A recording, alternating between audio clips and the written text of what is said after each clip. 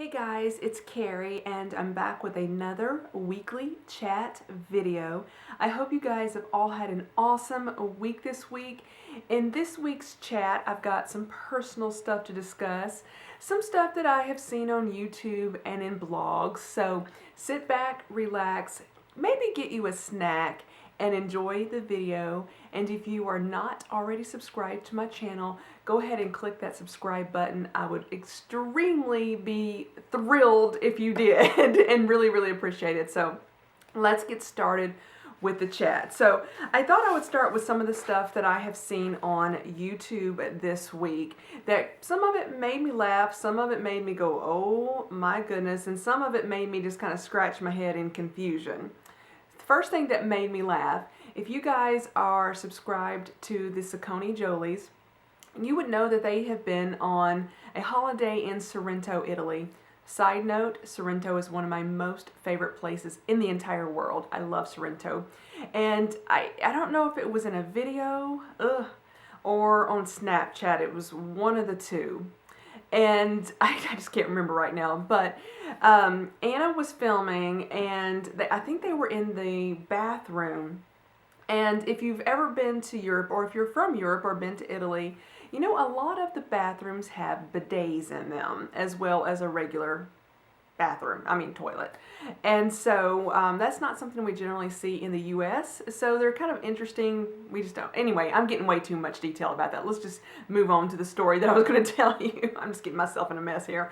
So she was Snapchatting or filming in the bathroom, and Eduardo was using the bidet to wash his hands. And that just made me laugh. It was so funny, and it was just kind of like, oh my goodness. If it was on their YouTube channel, it'll still be there. If it was on Snapchat, sorry you missed it, because that was earlier this week. But it did make me laugh. One other thing that was kind of, I thought really kind of sad and just mean, apparently some person, I don't know who it is, has been really rude to the Saccone Jolies, maybe even as a bit stalkerish. Is that even a word, stalkerish? I don't know. But they said that someone either called or emailed the hotel where they were staying and said that Amelia had the plague or some sort of disease. Just to be mean, and number one, she does not. I don't even know if anybody even had the plague in hundreds of years, but regardless, that was just horrible to do. Why would anybody do that? I just don't understand it.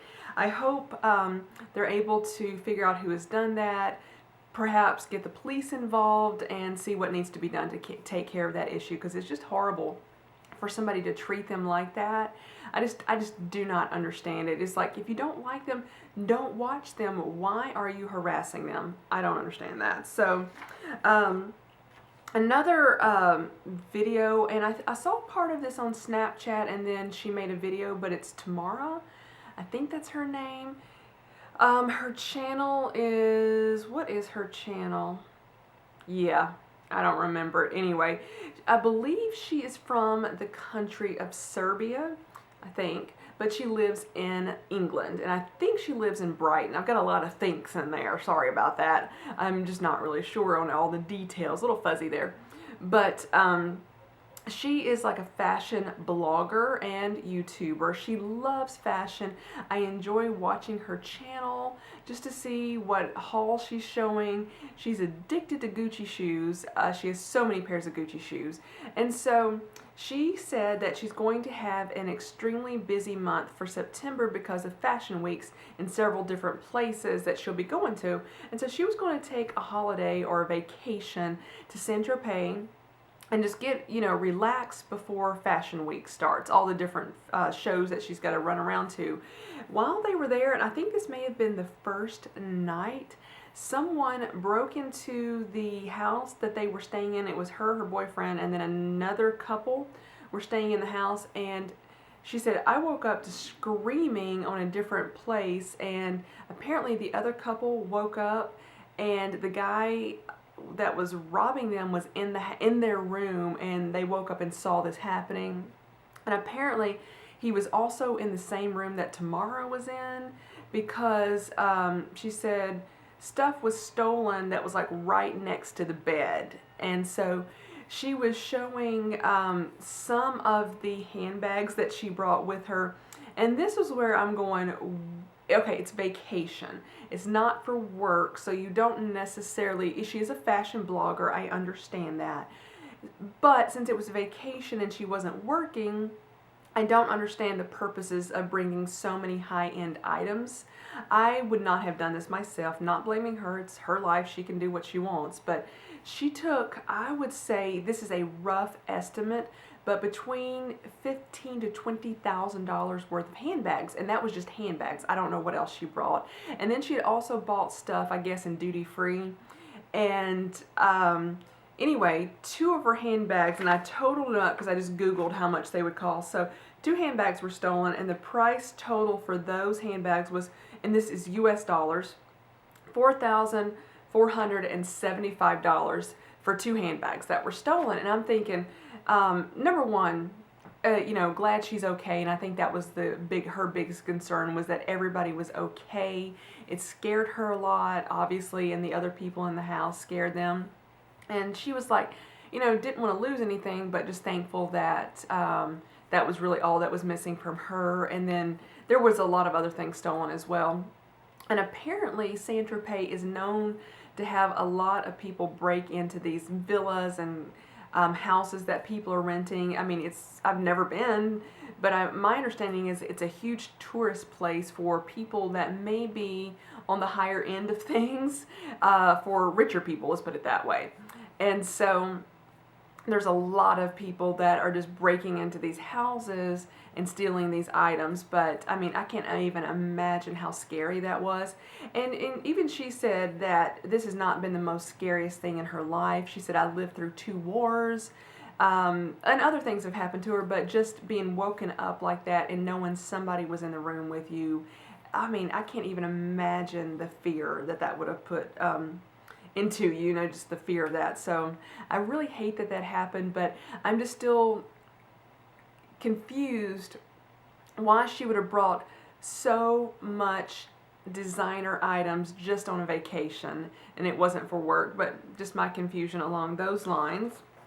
And then let's see, one more thing about YouTube, and then I will move on to stuff that was going on in my life. But are any of you subscribed to Louise? I think her last name is Pentland. I don't even remember her last name, but Sprinkle of Glitter. So a couple days ago, sometime this week, she put a blog post up, and it said, the title of the blog post was, Why I'm Quitting YouTube. And I'm thinking, I think that's clickbait, because I don't believe she was going, this is me before I even read the blog post, I didn't think she was even remotely going to quit YouTube. So I do 100% believe it was clickbait to get people to read the blog. And then she did a video, and it said, I can't even remember the title, but it seems like it was something like the end of Sprinkle of Glitter, which made it sound like, she's done with her channel, her YouTube channel. Again, more clickbait. I hate to call her out for it, but I think, I'm calling it what it is as I see it on that. But it did get me to read her blog and watch the video, so it did its job. And she's really not quitting YouTube, I guess, or her blog, but she's taken it to another level. So I kind of read the blog, and then what I ascertained from it was the fact that she has matured as a person, as an adult. She started YouTube and her blog when she was 24. She's now 31. I think she said it's been 6.5 years. And so she has matured and grown as a person. So she wants her channel to do that as well. Well, then I went and there was a lot more stuff in there, obviously. Then I went and watched the video that she put up about it. It was the same topic.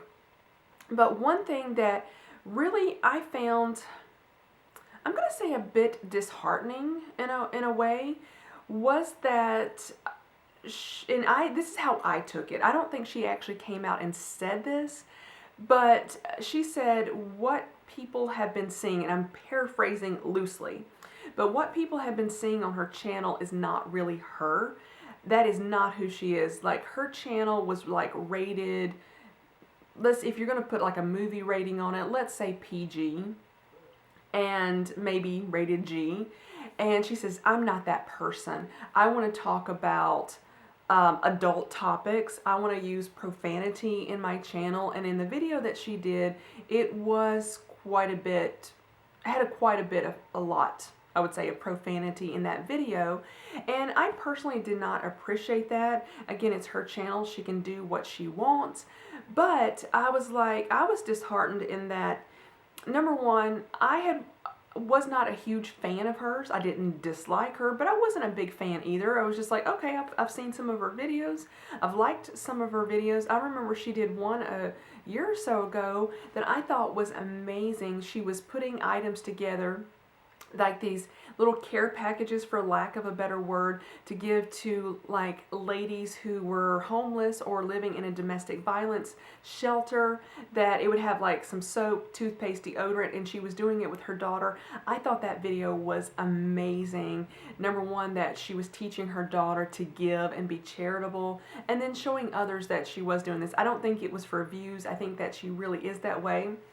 But I was disheartened when I read the blog and saw the YouTube video that, number one, she seemed to imply that all the videos in the past were pretending that that really wasn't her.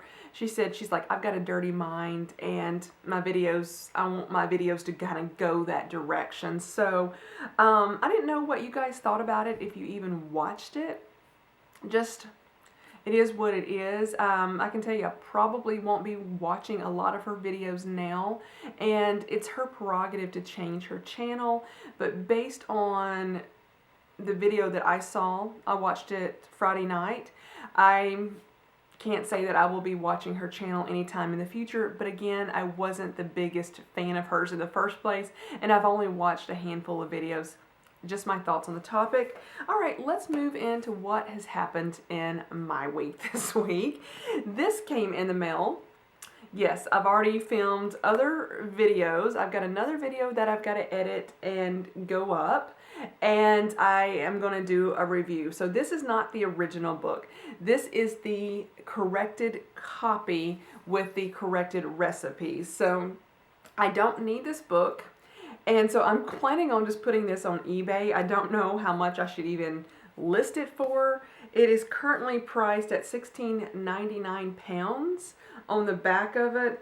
I am guessing something maybe around the lines of 10 bucks. That's what I'm guessing. I need to see what other people are selling them for and what the going rate is on Amazon right now in US dollars. But I'm just not going to keep that one. And I'm going to do, I've already filmed the review, I just haven't uploaded it yet, so you'll get more ideas of how I feel about the original book. And I think I was pretty kind to her in the review. I will tell you, overall, the book is beautiful. It has beautiful photos, and I think the most use I could ever get out of it again is just looking at the photos, and that's all I'm going to say about that. Another thing that happened this week is my infamous tire light in my car has now come back on. So frustrating. I hate that thing. I did take it to get the tire air pressure checked. One of the tires was a little bit low. He said all the tires were a little low. One of them was a couple of pounds of pressure low. The guy filled the, aired them back up. The light's still on. So now I'm like, ew, what do I do? He did inspect them as best as he could because the car was still sitting on the ground. They didn't put it up on the, what do they call those things that they put the cars up on and raise them up? That it wasn't up on that thing. And so from visually the car just on the ground, he felt of the tires, looked at them. He said they looked good, did not see anything wrong with them from what he could see. So I think the tire light just needs to be reset, but I'm going to keep an extremely close eye on them right now, the tires, as I usually do, but a closer eye, and just be extremely careful.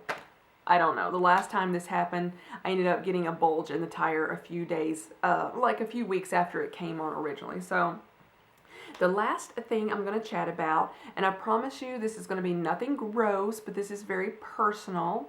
I went to the foot doctor this week. I'm not showing you any photos or videos of my foot. Okay, just warning you now about that. I'm just going to talk about it. So I've been having a lot of heel pain since March or April. I don't really remember when it started, but it was somewhere in that realm, March or April.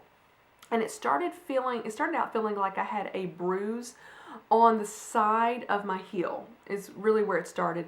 Then the pain just kind of evolved into more pain in my foot, and it was kind of like moving around. There was pain going up the Achilles tendon, and just very discomfort. So I originally thought I had a heel spur, and then somebody mentioned and says you may have plantar fasciitis or plantar fasciitis. I've heard it pronounced both ways. And so I was like, and you may be right, but I didn't know a lot about it. So I got this appointment, and this particular doctor only sees new patients on certain days of the week and only sees them at 9 o'clock. Very specific. So it took me about a month. I wish I hadn't waited so long, but I think it took a month for me to get the appointment. So I called them, and they said, because of the new patient thing, only will see you at this time, and this is our earliest appointment, and it was about a month. So I went there, and I had x-rays of my foot done. I talked to the nurse or the medical assistant, and went through this situation. The doctor comes in, I talk to her, describe it to her, and she said something along the lines, you have just basically given a textbook description of plantar fasciitis. So that's what I have. I do have a heel spur, but this is the interesting fact. I had no idea a lot about heel spurs, but in my mind, I thought they were, they're like, I guess they're like little pieces of bone or calcium, but I thought they grow straight down out of the bone. And she said that is not usually the case. That is extremely rare for them to grow straight down. They actually kind of grow like parallel with your foot. So if your foot's here and you have a heel spur coming out, it's going to grow like the same direction like that as your foot. So I do have a tiny heel spur, and she said that is not causing your pain whatsoever. It is plantar fasciitis. And so I did bring some of the paperwork, and so there was, it says it is the most common cause of heel pain if you have heel pain. You may have a heel spur, but it says the bone spur is not usually the direct cause of heel pain and does not require removal. She says they only do surgery in about 5% of the time. And then she just said, let's see, plantar fasciitis is typically related to faulty foot structure, people with overly flat feet. I don't have overly flat feet. I've always had pretty high arches, but, or it said, or high arch feet are more prone. It said people with overly flat feet or high arched feet are more prone to developing plantar fasciitis, and I've always had pretty high arches. And it says wearing shoes with poor arch support or standing for long periods of time can place excessive strain on the plantar, some sort of the ligament. So that is the cause of the problem. So you get pain on the bottom of the heel. Pain is worse upon arising and decreases after a few minutes of walking, and symptoms are aggravated by standing on hard surfaces or walking barefoot.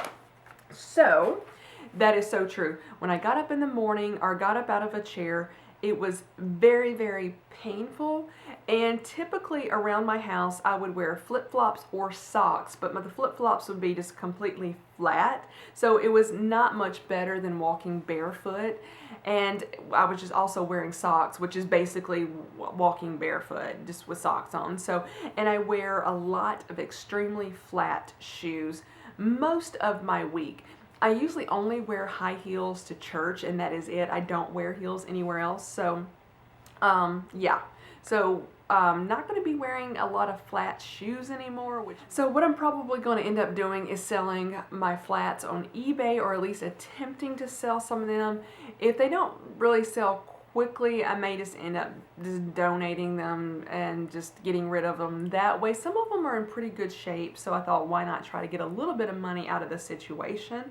And so I did go and buy a couple of pairs of shoes this week. I went to Nordstrom on Wednesday. That was when my doctor's appointment was, and kind of looked around. I did get some flip-flops to wear around my house that do have a thicker heel on them. The whole shoe is pretty thick, but the heel is thicker and then it kind of narrows down. And the lady I was speaking to there, I don't remember her name. I hate it when I don't get the sales associates' names because it is so rude. I should have done that. Apologize to her if she probably not watching, but she may, who knows. Great customer service. Nordstrom has the best customer service. I love that store. And she showed me some flip-flops and she says these are the ones that people with plantar fasciitis come in and buy. And they are very comfortable. I really like them. So I got those to wear around my house. And then I just got some other little shoes with their booties with some heels on them. But the only thing I would say I hated about doing that, I felt under pressure to buy these shoes then and there because I was desperately needing something to make sure that this pain gets better.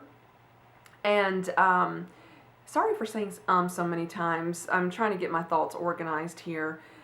But I felt under pressure to buy them then and there. Nordstrom did not pressure me to buy any of these shoes. Not at all. They have literally the best customer service, and she was extremely helpful, but I felt the pressure myself that I've got to get some shoes that I can wear a lot more now to decrease the symptoms and causes of this situation. So I went ahead and bought a couple pair. They were not in my budget this week at all. So I wasn't thrilled that I ended up spending as much as I've spent, but I'm thankful that I was able to get something to help with the situation. While I was at the doctor's office, I also forgot to tell you this, I did get a shot.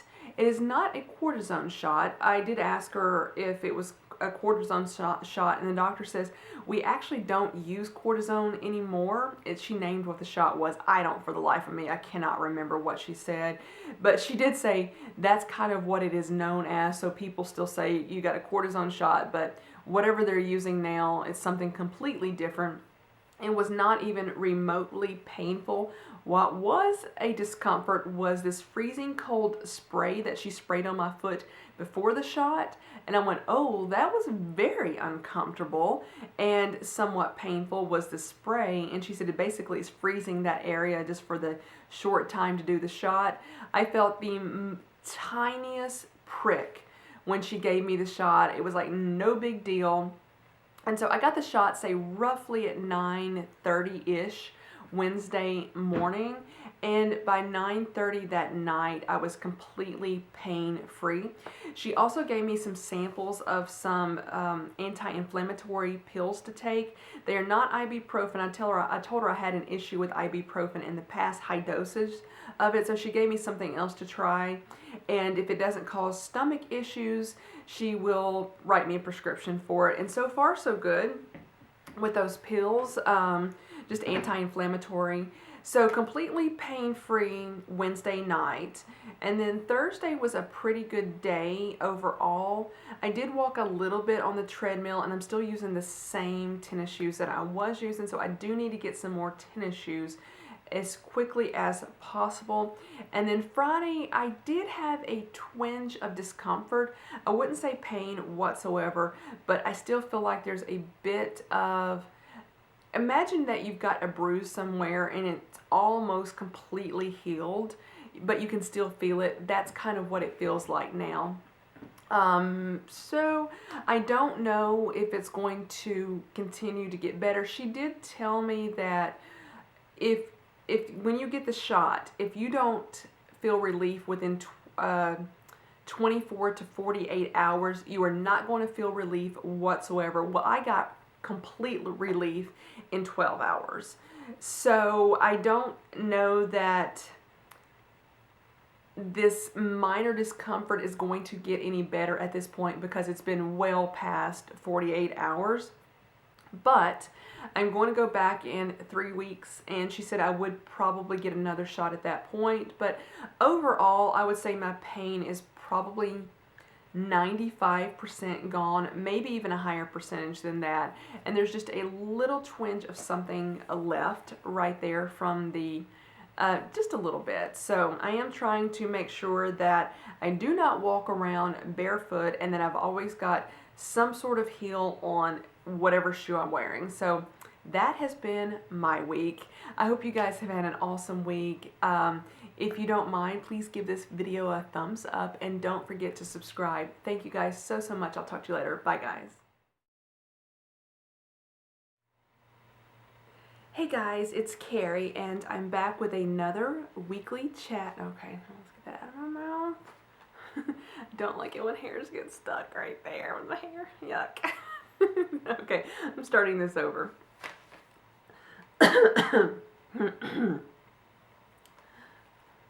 Let's fix that. It's got wrinkles in it. Okay. Hey guys, it's Karrie and I'm back with another weekly chat video. I hope you guys have all had an awesome week this week, and I'm going to tell you, I don't know what I'm going to tell you right now. My train of thought just left. I had a good one. Now I got hair stuck in my lip gloss. Ugh, yuck.